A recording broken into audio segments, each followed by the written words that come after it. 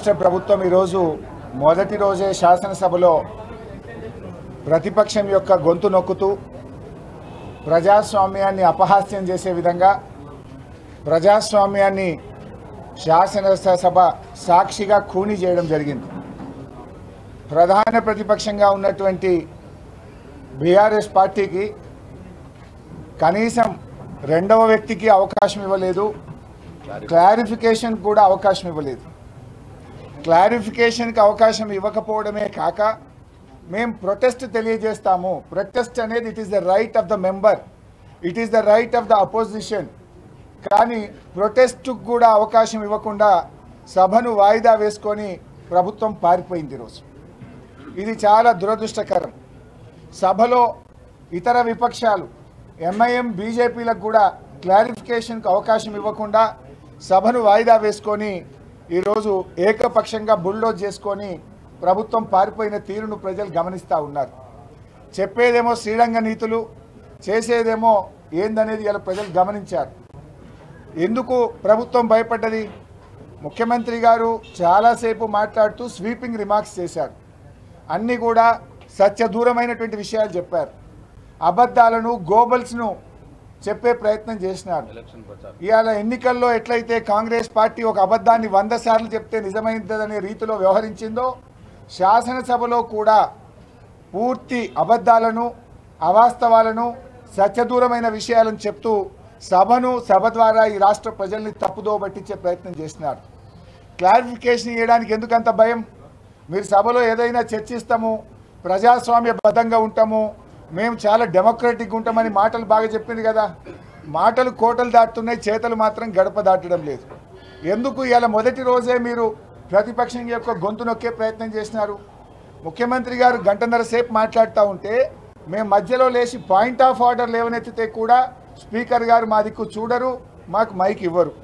అంటే ముఖ్యమంత్రి గారు మాట్లాడినంతసేపు మాకు కనీసం మేము పాయింట్ ఆఫ్ ఆర్డర్ అడిగినా, క్లారిఫికేషన్ అడిగినా మాకు అవకాశం ఇవ్వలేదు. సభానాయకుడు మాట్లాడినాక మీకు అవకాశం ఇస్తాం. అవకాశం ఇచ్చి మేము మాట్లాడక ముందే 3 నిమిషాల్లో 3 సార్లు మైక్ కట్ చేసి మా సభ వాయిదా వేసుకొని ఇలా పారిపోయిన తీరును ప్రజలు గమనిస్తూ ఉన్నారు. అంటే వాళ్ళు ఇలా పూర్తి అన్డెమోక్రటిక్గా వ్యవహరించినారు.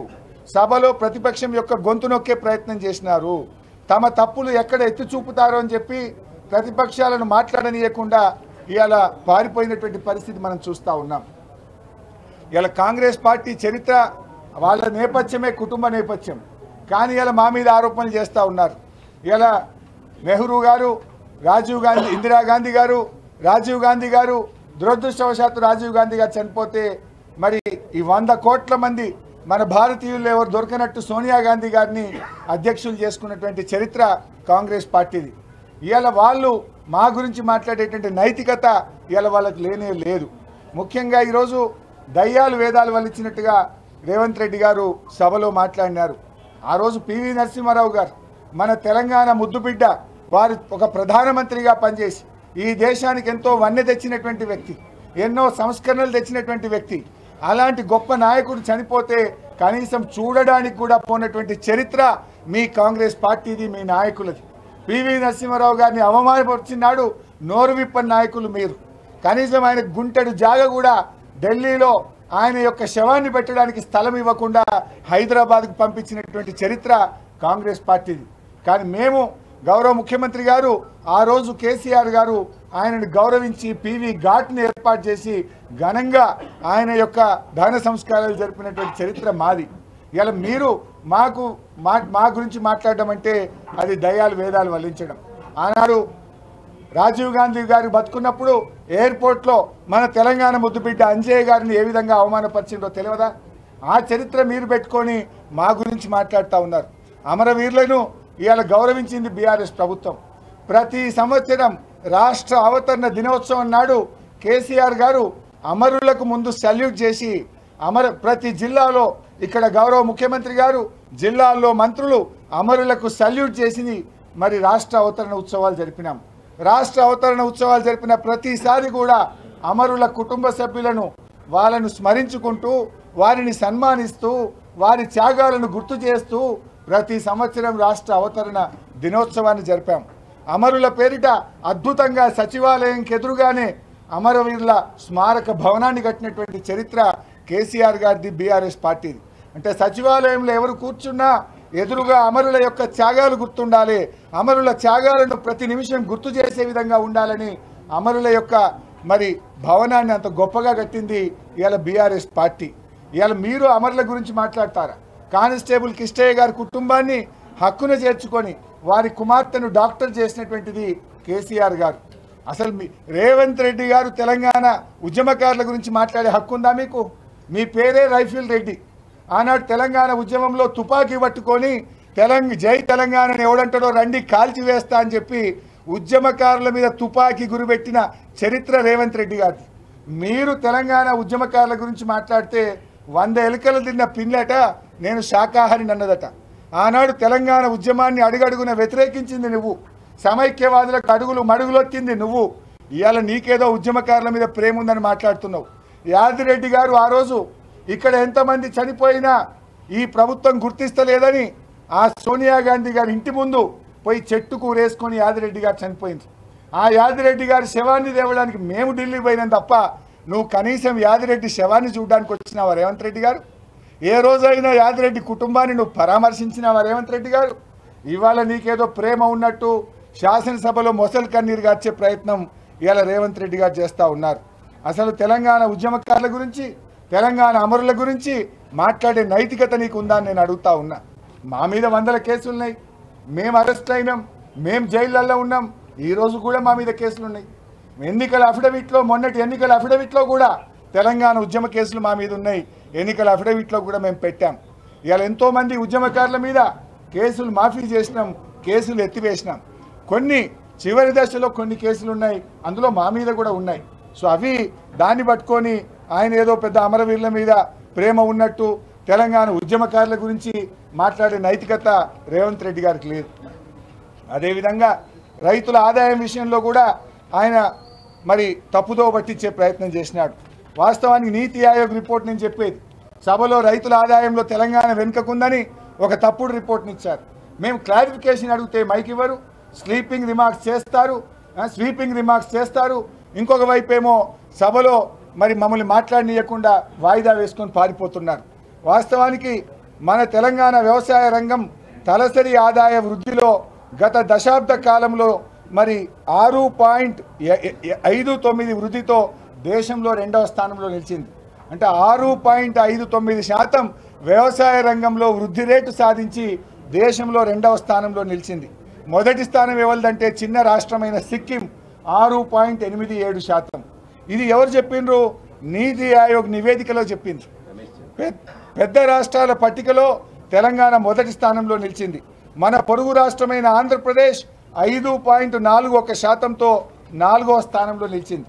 అంటే తెలంగాణ ప్రభుత్వం వ్యవసాయ రంగం మీద పెట్టిన దృష్టి వల్ల ఇవాళ దేశంలోనే వ్యవసాయ వృద్ధి రేటులో 2వ స్థానంలో నిలిపిన ఘనత బీఆర్ఎస్ పార్టీది, కేసీఆర్ గారిది.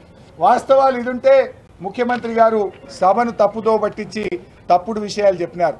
నేను అప్పుడే లేచి క్లారిఫికేషన్ అడిగితే పాయింట్ ఆఫ్ ఆర్డర్ లేవనెత్తితే కూడా స్పీకర్ గారు మాకు మైక్ ఇవ్వరు, అటువైపు నుంచి సైగలు, చిట్టీలు, మైకులు ఇవ్వద్దని చెప్పే ప్రయత్నం. అదేవిధంగా వారు ఇంకో మాట మాట్లాడినారు, రైతులకు పంట సాగు ఈరోజు వరి ధాన్యం రైతులకు మద్దతు ధర రాలేదని రైతులు 1400కి 1500కి అమ్ముకుంటున్నారని మాట్లాడిండ్రు.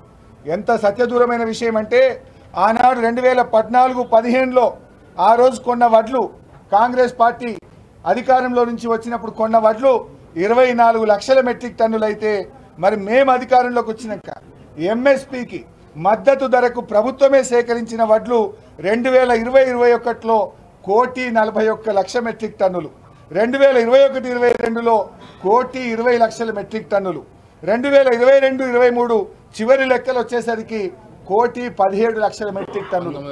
అంటే 1960 రూపాయల కాడికి ప్రభుత్వమే వడ్లు కొన్నదని లెక్కలు చెప్తా ఉంటే ముఖ్యమంత్రి గారు 1,400కి అమ్ముకున్నారు, 1,500కి అమ్ముకున్నారు, వడ్లే కొడు. అది మీ చరిత్ర. పచ్చకళ్ళు అద్దాలు పెట్టుకుంటే లోకమంతా పచ్చ కనబడుతుంది అన్నట్టు మీ కాంగ్రెస్ ప్రభుత్వ హయాంలో వడ్లు ప్రభుత్వం 24 లక్షల మెట్రిక్ టన్నులు కొంటే మేము వచ్చిన తర్వాత 1,20,00,000 మెట్రిక్ టన్నులు ఊరూరికి తంటాలు లేకుండా కాంటాలు పెట్టి ప్రతి ఊర్లో కూడా మద్దతు ధరకు వడ్లు కొని రైతులకు ఇబ్బంది కాకుండా చూసిన చరిత్ర ఇలా బీఆర్ఎస్ పార్టీది.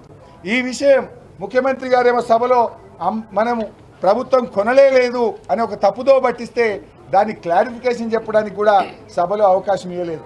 కేవలం రాష్ట్రంలో వరే పండిందని మాట్లాడిండ్రు. ఇలా మిరప పంటలో దేశంలో నంబర్ 1 తెలంగాణ రాష్ట్రం, ఇది కేంద్ర ప్రభుత్వం చెప్తా ఉంది. పత్తి సాగులో దేశంలో నంబర్ 2, ఇది కేంద్ర ప్రభుత్వం చెప్తున్న లెక్కలు.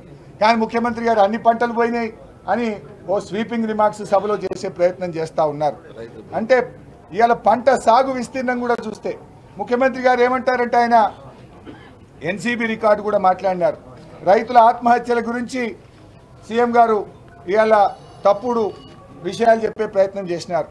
నేషనల్ క్రైమ్ రికార్డ్ బ్యూరో నివేదిక ప్రకారంగా చూస్తే తెలంగాణలో రైతు ఆత్మహత్యలు తగ్గుతూ వచ్చినాయి.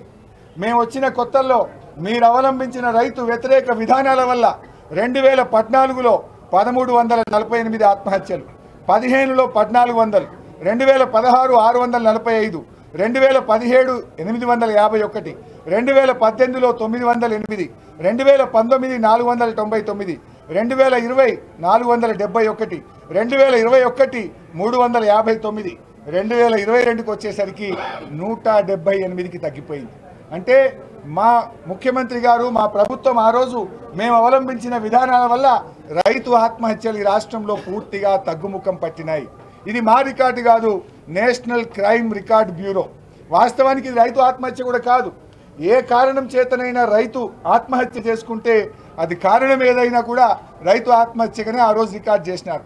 అయినా ఆ సంఖ్య చూస్తే 1400 నుంచి 178కి తగ్గింది. అదే మిగతా రాష్ట్రాల్లో చూస్తే పక్కన మహారాష్ట్రలో 4248 రైతు ఆత్మహత్యలు, కర్ణాటకలో 2392, ఆంధ్రప్రదేశ్లో 917, కానీ తెలంగాణకు వస్తే 178. అంటే ఇది మా పనితీరుకు నిదర్శనం, రైతుల విషయంలో మా చిత్తశుద్ధికి నిదర్శనం. ముఖ్యమంత్రి గారు ఇంకో విషయాన్ని సభను తప్పుదో పట్టించే ప్రయత్నం చేసింది. రైతు బీమా అనేటువంటిది రైతు ఏ కారణం చేత చనిపోయినా, అనారోగ్యం వల్ల కానీ వయసు మీద పడడం వల్ల కానీ సహజ మరణం పొందినా కూడా ఆ రైతు కుటుంబం రోడ్డు మీద పడద్దు. రైతు బాగుండాలి, దురదృష్టవశాత్తు రైతు చనిపోతే రైతు కుటుంబం బాగుండాలని మేము రైతు బీమా పథకం చేపడితే ఆయన పూర్తిగా సభను తప్పుదో పట్టిస్తూ రైతు బీమా పొందిన 119,000 మంది రైతులు కూడా అవి ఆత్మహత్యలు, అవి ప్రభుత్వ హత్యలు అని చెప్పి సభను తప్పుదో పట్టించే ప్రయత్నం చేసిండు. అంటే అప్పుడే నేను లేచి పాయింట్ ఆఫ్ ఆర్డర్ అడిగితే స్పీకర్ మా వైపు చూడడు, మాకు మైక్ ఇవ్వనటువంటి పరిస్థితి. అంటే ఎంత దురదృష్టకరం. అంటే ముఖ్యమంత్రి గారు ఎంత అవగాహన లేమితో మాట్లాడుతున్నాడా, లేదు ఒక పిసిసి ప్రెసిడెంట్గా ఒక ఆరోపణలు చేస్తూ ఎరాటిక్గా గతంలో ఎట్లయితే చేసిండో ఇలా సభలో కూడా అట్లాంటి ఆరోపణలు చేయడం అది ఆ పదవికి అది వన్నె తెచ్చేది కాదు, ఆ పదవిలో ఉండే నాయకులు మాట్లాడేటువంటి మాటలు కాదు. అంటే రైతు బీమా పొందిన వాళ్ళని కూడా రైతు ఆత్మహత్యలు అంటే అది కేవలం ముఖ్యమంత్రి గారు బురద జల్లే ప్రయత్నం. అంటే ఎంత ఎరాటిక్గా మాట్లాడిండు, ఎంత అవగాహన రైత్యంతో ఇలా సీఎం మాట్లాడిండు అనేటువంటిది మనందరం కూడా గమనించవచ్చు. అంటే ఇలా రైతు బీమా వద్దన్నట్ట ముఖ్యమంత్రి గారు రైతు బీమాను రద్దు చేస్తామని చెప్పదలుచుకున్నారా మీరు? ఇలా ఆయన మాటల్లో ఏం కనబడ్డది? రైతు బీమా ఇది చనిపోయిన తర్వాత ఇచ్చే అవసరం ఏంది అని మాట్లాడిండు. అంటే ముఖ్యమంత్రి గారు ఏంటంటే రైతు బాగుండాలి, ఏ కారణం చేత సహజ మరణం పొందిన ఆ రైతు కుటుంబం బాగుండాలన్నదేమో మా ధ్యేయం. కానీ మీ ధ్యేయం చూస్తూ ఉంటే ఇలా వ్యవసాయ రంగాన్ని, రైతు కుటుంబాలను దెబ్బతీసే విధంగా మాట్లాడుతూ ఉన్నారు. ఇంకో మాట ఆయన మాట్లాడుతూ బోర్వెల్ ఎందుకు పెరిగినాయి అన్నాడు. మీ హయాంలో బోర్ వేస్తే కూడా చుక్క నీళ్లు రాలే. మీ కాంగ్రెస్ హయాంలో బోరింగ్లు వేస్తే కళ్ళల్లో నీళ్ళు వచ్చినాయి, బోరు పొక్కలల్లో నీళ్లు రాలే. ఇలా మా హయాంలో భూగర్భ జలాలు పెరిగినాయి, చెరువులు బాగా చేసినాం, చెక్ డ్యాములు కట్టినాం, ప్రాజెక్టులు పెట్టినాం, కాలువల ద్వారా నీళ్ళు ఇచ్చినాం, బోర్లు వేస్తే నీళ్ళు వస్తున్నాయి కనుక బ్రహ్మాండంగా రైతులు బోర్లు వేసుకున్నారు, ఉచిత కరెంటుతో సాగు చేసుకున్నారు. అంటే నీ హయాంలో బోరింగ్లు ఎందుకు వేయలేదంటే దుబ్బ తప్ప చుక్క నీళ్లు రాలేదు. నీ హయాంలో 10 బోర్లు 20 బోర్లు వేసి బోర్ల రామరెడ్డిగా పేర్లు తెచ్చుకున్నారు, కళ్ళల్లో నీళ్లు పెట్టుకున్నారు, ఆత్మహత్యలు చేసుకున్న చరిత్ర మీది. ఇలా కేంద్ర ప్రభుత్వమే చెప్పింది దేశంలో అన్ని రాష్ట్రాల్లో భూగర్భ జలాలు తగ్గుతుంటే తెలంగాణలో 6.5 మీటర్ల భూగర్భ జలాలు పెరిగినాయి. ఎందుకు పెరిగినాయి? నేను మ్యాజిక్ చేస్తే పెరిగినాయా? మేము చెక్ డ్యాములు కట్టినాం, చెరువులు బాగా చేసినాం, సాగునీటి లభ్యత పెంచినాం, సముద్రంలో కలుస్తున్నటువంటి కృష్ణా గోదావరి జలాలను తెలంగాణ భూభాగంలో పారించినాం కనుక భూగర్భ జలాలు పెరిగినాయి. అందుకే రైతులు బ్రహ్మాండంగా మరి బోర్లు వేసుకున్నారు, కాలువల కింద పంట పండించుకున్నారు, బోర్ల కింద కూడా పంట పండించుకున్నారు. అందుకే ఈరోజు మీరు చూస్తే ఆనాడు 2014-15లో రాష్ట్రంలో సాగు విస్తీర్ణం 1,31,00,000 ఎకరాలు. మొన్న 2022-23లో చూస్తే 2,08,00,000 ఎకరాల సాగు విస్తీర్ణం పెరిగింది. ఎందుకు పెరిగింది సాగు విస్తీర్ణం? ఆనాడు 1,31,00,000 ఎకరాలు ఉంటే మా 9.5 ఏళ్ల హయాంలో 2,08,00,000 ఎకరాలకు సాగు విస్తీర్ణం పెరిగింది. అంటే అది మా పనితీరుకు నిదర్శనం. మేము చెరువులు బాగు చేయడం ద్వారా ఆయకట్టు స్థిరీకరణ జరిగింది, పెండింగ్ ప్రాజెక్టులు పూర్తి చేయడం ద్వారా ఆయకట్టు వచ్చింది, కొత్త ప్రాజెక్టులు కట్టడం ద్వారా ఆయకట్టు వచ్చింది. ఈ రకంగా మేము ఆయకట్టును పెంచే ప్రయత్నం చేసినాం.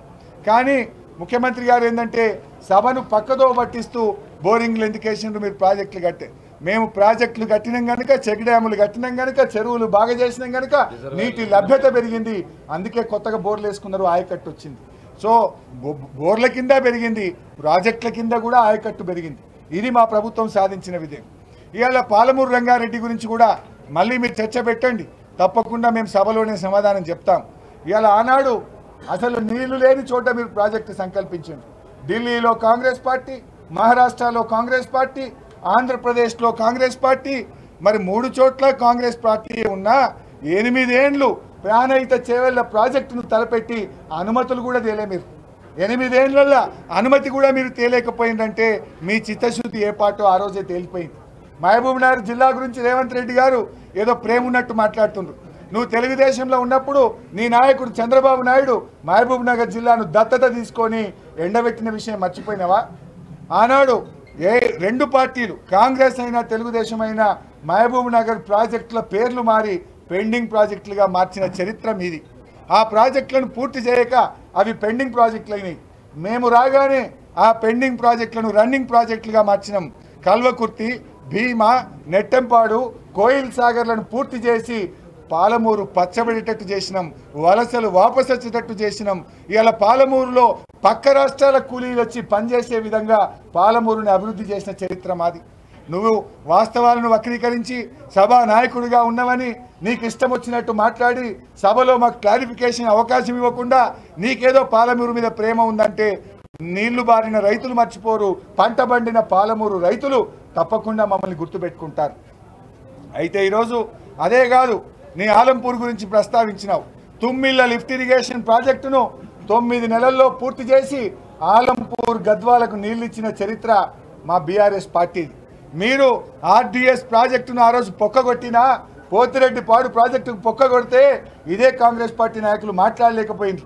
కానీ మేము ఆలంపూర్లో ఆ ఆర్డీఎస్ ఆయకట్టుకు నీళ్ళు ఇవ్వాలని కేసీఆర్ గారు తుమ్మిళ్ళ లిఫ్ట్ ఇరిగేషన్ ప్రాజెక్టును 9 నెలల కాలంలో యుద్ధ ప్రాతిపదికన పూర్తి చేసి ఇవాళ ఆలంపూర్ గద్వాలకు ఆర్డీఎస్ ఆయకట్టుకు నీళ్ళిచ్చిన చరిత్ర మాది.